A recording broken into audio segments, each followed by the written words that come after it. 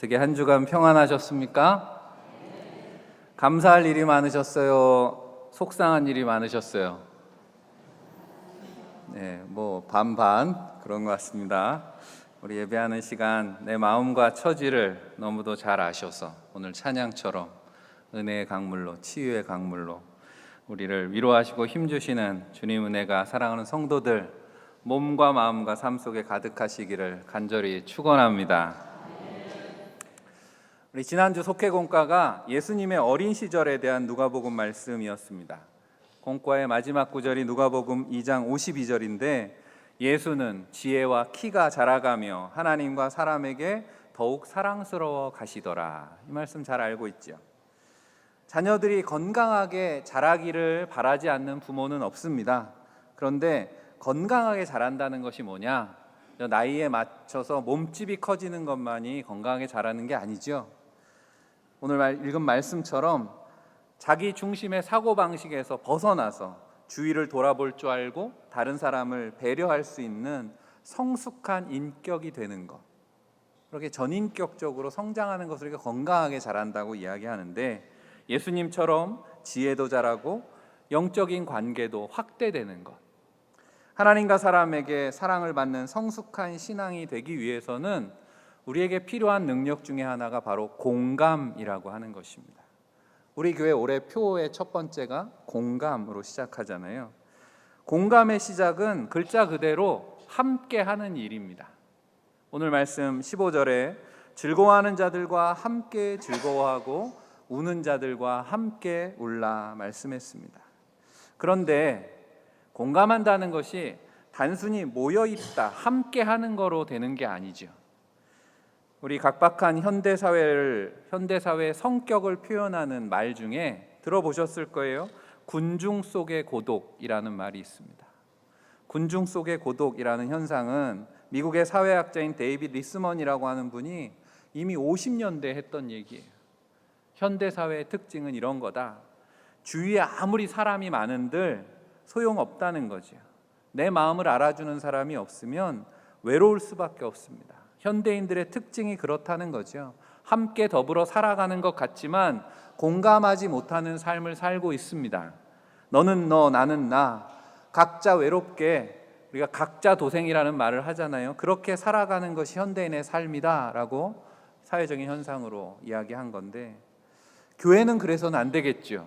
교회를 거룩한 성도, 공동체, 거룩한 공동체라고 이야기할 때 교회를 일컫는 성경의 표현 중에 하나가 그리스도의 몸이라는 거죠.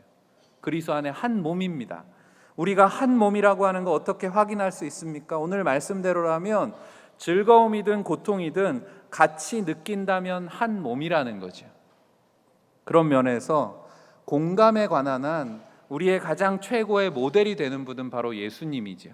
히브리서 4장 15절 말씀에 우리에게 있는 대제사장은 우리의 연약함을 동정하지 못하실 리가 아니요 라고 말씀합니다. 이 동정하다라는 말이 영어 성경에는 sympathize 그랬어요. 고통을 함께 느낀다라는 그런 의미입니다.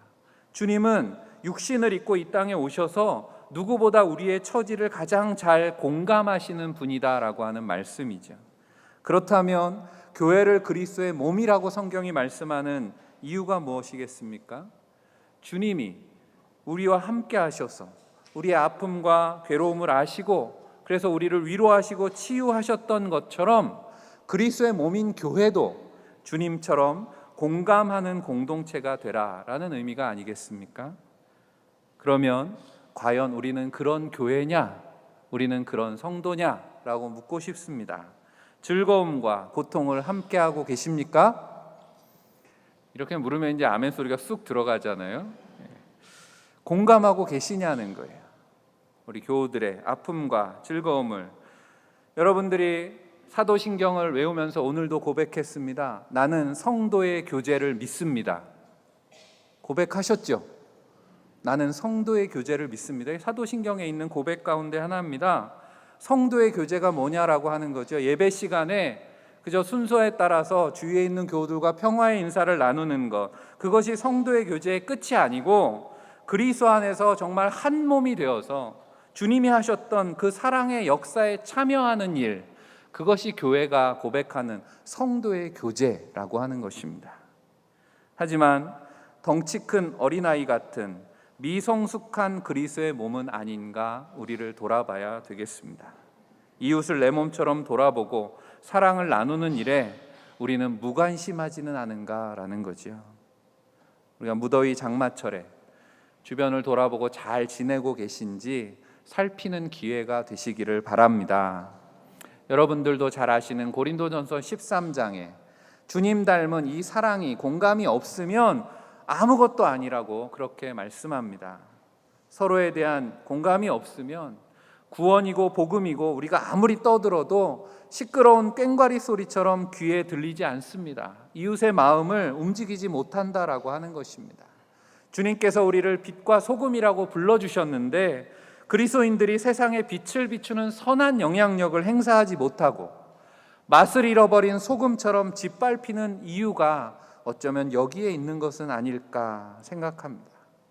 세상을 향한 사랑 때문에 주님이 십자가를 지셨습니다. 십자가 지신 주님이 골고다 언덕을 오르실 때 누가복음 23장에 보면 많은 여인들이 예수님을 따랐다 그렇게 기록하고 있습니다. 여인들이 예수님을 따라가면서 가슴을 치고 슬피 울었다 성경은 기록하죠. 예전이나 지금이나 남자들보다는 여성들이 공감 능력이 뛰어난 거예요. 예수님 당시에도 여성들이 예수님을 따라가면서 아유 주님 얼마나 아프실까, 주님 얼마나 고통스러우실까 그렇게 같이 울었다는 거죠. 그래서 주님의 고통에 함께할 수 있었습니다. 그때 주님께서 그들을 향해서 뭐라고 말씀하셨습니까?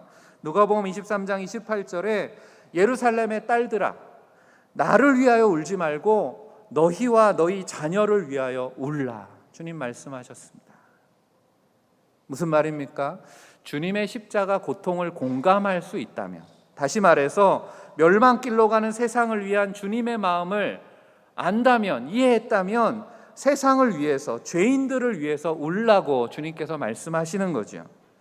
오늘 우리 교회가 세상의 한가운데 서 있는 이유인 줄 믿습니다. 주님 오늘도 우리에게 말씀하시는 거죠.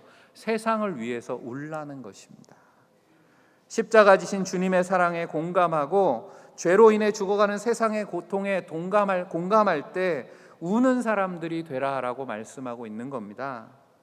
주님은 애통하는 자가 복이 있다고도 말씀하셨죠. 왜 애통하는 자가 복이 있습니까? 누군가의 아픔을 내가 공감하고 같이 울어줄 수 있다는 것은 또 누군가가 내가 아플 때 공감하고 나를 위해 울어줄 것이기 때문에, 내가 누군가 위해서 함께 울어줄 때 나도 역시 위로를 받는 일이 생기기 때문에 라는 말씀이죠. 이웃과 세상의 아픔에 공감하는 성도들이 다 되시기를 바랍니다. 공감한다는 말 글자 그대로 같은 마음이라는 뜻이죠. 같은 공간에 이렇게 앉아 있어도 사실 마음이 같지 않으면 공감이라고 할 수 없습니다. 그래서 오늘 16절을 이렇게 시작하죠. 서로 마음을 같이 하며, 서로 공감하며 라는 거잖아요. 마음을 같이 하며.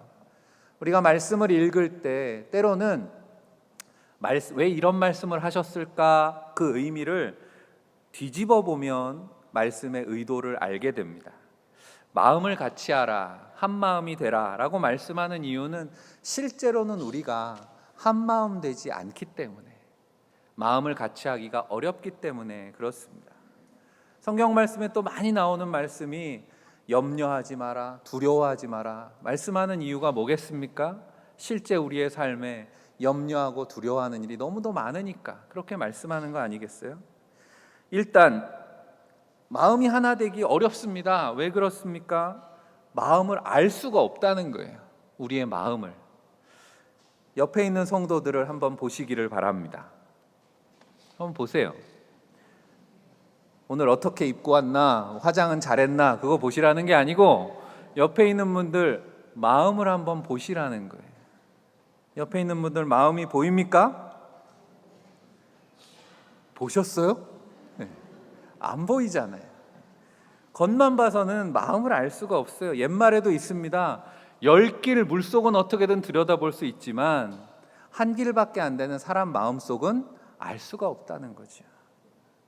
심리학이 발달해서 이제는 인간의 마음이라는 게 얼마나 복잡한지 그런 구조도 우리가 알게 되었습니다. 옆에 있는 사람까지 갈 건 뭐 있습니까? 내 마음도 내가 잘 모르는데, 때로는 내 마음도 모르잖아요. 남의 마음은 알 수 있습니까? 나도 모르고 너도 모르고 우리가 마음을 알 수가 없다는 거죠. 설령 마음을 좀 알게 됐어요. 우리가 마음이 통하는 친구가 될 때가 있잖아요. 상대방의 마음을 좀 알았다고 한들 그 마음을 믿을 수가 있습니까? 왜 못 믿어요? 변덕이 죽을 듯하기 때문에. 하루에도 몇 번 우리의 마음은 변합니다.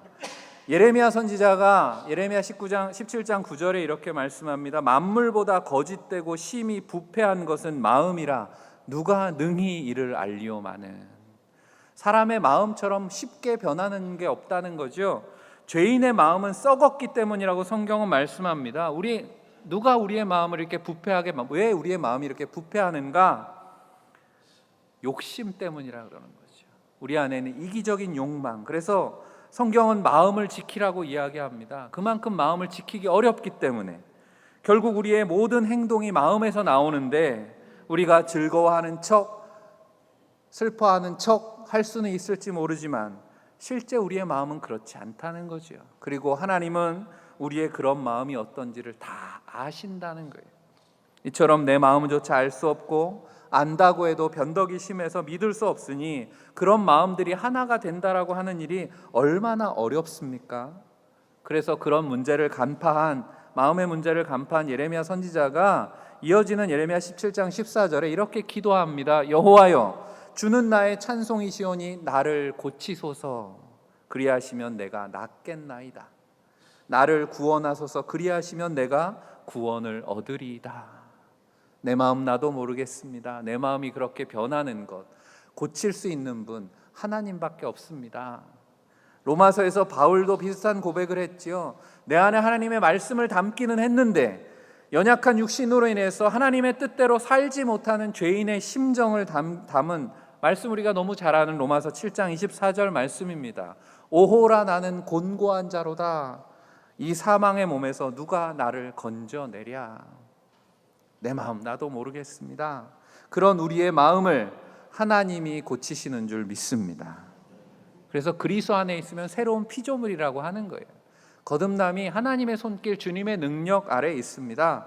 그래서 바울이 탄식하고 나서 바로 8장 2절에 이렇게 말씀하죠. 로마서 8장 2절에 이는 그리스도 예수 안에 있는 생명의 성령의 법이 죄와 사망의 법에서 너를 해방하였음이라. 아멘. 생명의 성령의 법이 그리스도 안에서 우리를 해방하십니다. 성령이 임하실 때 그런 우리의 마음이, 나도 알지 못하고 날마다 부패하고 변하는 마음이 회복되고 치유되는 줄로 믿습니다. 바로 성령 강림절에 초대교회에 일어났던 일이잖아요. 사도행전 2장 46절에 날마다 마음을 같이하여 성전에 모이기를 힘썼다 말씀합니다. 흩어져 있던 마음들이, 두려움에 숨어있던 그런 성도들이 성령이 임하고 나니까 마음을 같이해서 날마다 모였다는 거예요. 성령의 역사로 이기적인 욕망으로 가득한 마음들이 고침을 받고 두려운 마음들이 회복되어서 하나 되었다라고 성경은 말씀합니다. 마음이 하나 되니까 두려울 게 없습니다. 네 마음이 내 마음이고 내 것이 네 것이고 무엇을 나누어도 아깝지가 않았습니다. 그렇게 변화가 되니까 초대교회가 어땠어요? 부흥하지 말라고 말려도 부흥했다는 거죠. 날마다 성도들이 더해지는 성령의 역사로 우리 언주제일재단도 한마음 되시기를 축복합니다. 마음을 같이 하는 그 공감이라고 하는 것이 어떻게 나타나게 되는가? 오늘 16절 이하에 보면 겸손으로 표현된다라고 말씀하고 있습니다. 서로 마음을 같이 하며 높은 데 마음을 두지 말고 도리어 낮은 데 처하며 스스로 지혜 있는 채 하지 말라 말씀하죠. 마음을 같이 할 수 있는 비결이 어디에 있는가? 서로 눈높이를 맞추는 거라는 거예요. 주님이 육신을 입고 낮아지신 이유가 무엇 때문입니까? 하늘 보좌를 버리고 주님이 낮고 천한 인간의 모습으로 오신 이유는 죄인인 우리가 스스로는 주님같이 높아질 수 없기 때문에 주님께서 낮아지신 거잖아요. 한 몸인 교회도 마찬가지입니다. 한 몸인 교회 안에도 여기 있는 성도들 다 신앙의 수준이 다양합니다. 신앙의 연조도 다르고 신앙의 높이도 다 다르다는 거예요. 그러니 눈높이가 다른데 어떻게 하면 되겠습니까? 서로 다른 신앙이 어떻게 한 마음이 될 수 있습니까? 맞추는 방법은 높은 사람이 낮아지면 되는 겁니다. 주님이 제자들에게 하신 말씀이잖아요. 마태복음 20장 26절 7절에 너희 중에 누구든지 크고자 하는 자는 너희를 섬기는 자가 되고 너희 중에 누구든지 으뜸이 되고자 하는 자는 너희의 종이 되어야 하리라. 주님이 오신 이유도 그렇게 섬기기 위해서, 낮아지기 위해서 오셨고, 주님이 낮아지심으로 우리가 주님과 한 몸이 되게 되었다는 거죠.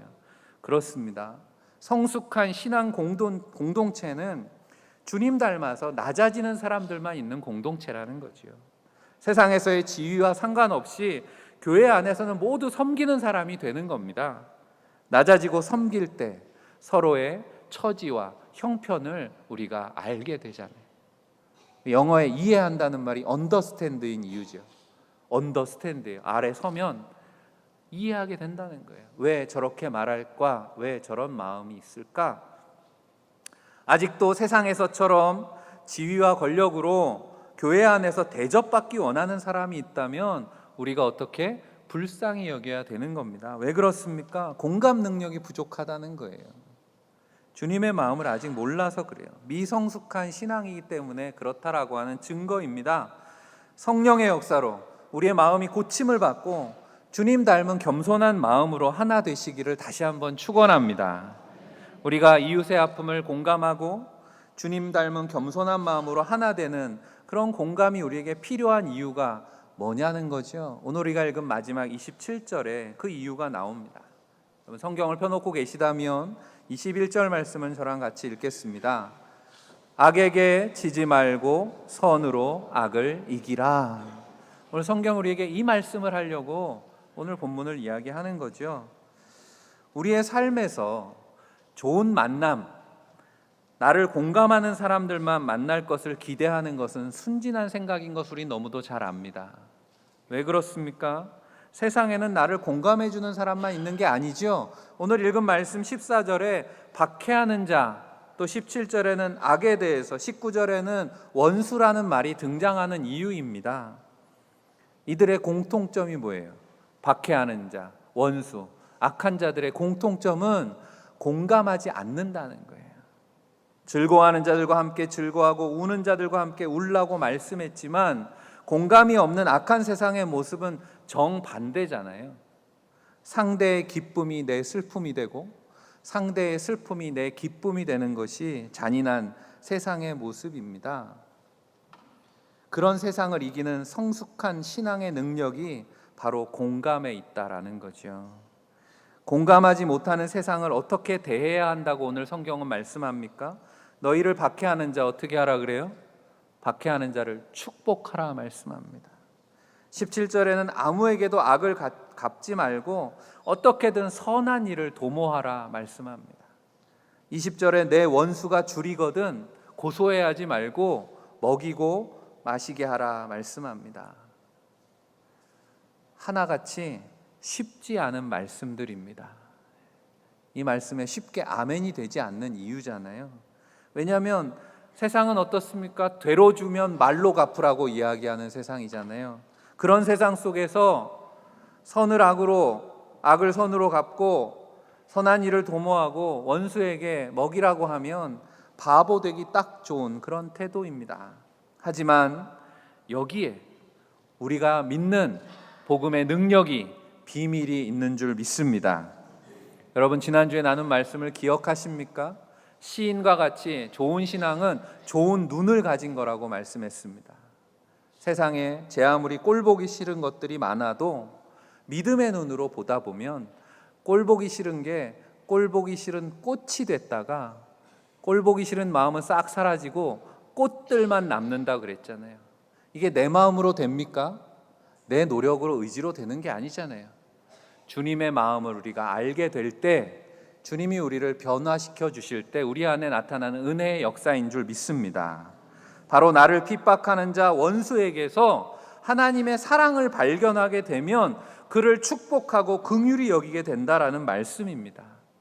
무슨 말입니까? 사실은 그 핍박하는 자 원수가 나이기 때문에 그렇다는 거죠. 로마서 5장 8절에 우리가 아직 죄인 되었을 때 그리스도께서 우리를 위하여 죽으심으로 하나님께서 우리에 대한 자기의 사랑을 확증하셨느니라 말씀합니다.